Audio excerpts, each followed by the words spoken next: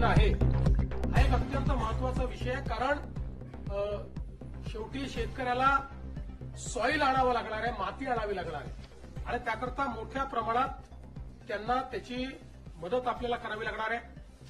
आणि म्हणून आपण हा निर्णय केलेला आहे की 47,000 रुपये हेक्टरी त्यांना कॅश कॉम्पेन्सेशन आणि 3 लाख रुपये हेक्टरी हे नरेगाच्या माध्यमातून आम्ही त्यांना देणार आहोत।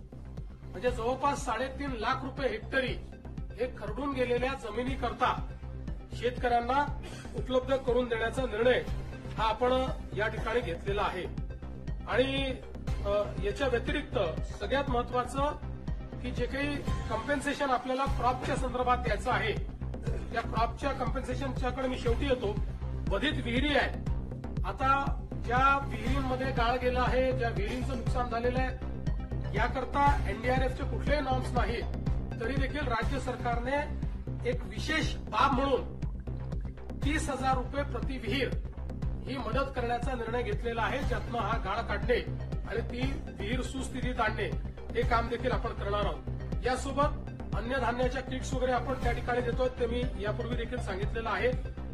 आपण 2 अजून निर्णय याच्यात घेतले आहेत की जे काही इन्फ्रास्ट्रक्चरचं नुकसान झालंय ग्रामीण भागामध्ये त्याकरता 10,000 कोटी रुपये इन्फ्रास्ट्रक्चरच्या नुकसानीकरता आपण उपलब्ध करून देणार आहोत। डीपीसी मध्येही 5% अशा प्रकारे पूरग्रस्त भागातल्या कामाकरता आपण जवळपास 1,500 कोटी रुपये हे आपण उपलब्ध करून दिलेले आहेत। एक मागणी सातत्याने यायची, ओला दुष्काळ जाहीर करा, ओला दुष्काळ जाहीर करा।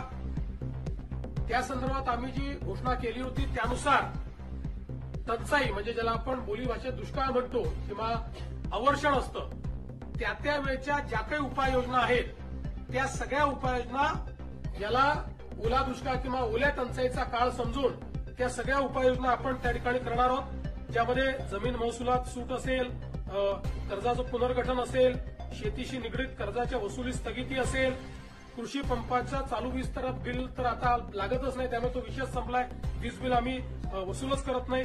शालेय व महाविद्यालयीन विद्यार्थ्यांना परीक्षा शुल्कात माफी हे देखील करण्यात येणार आहे।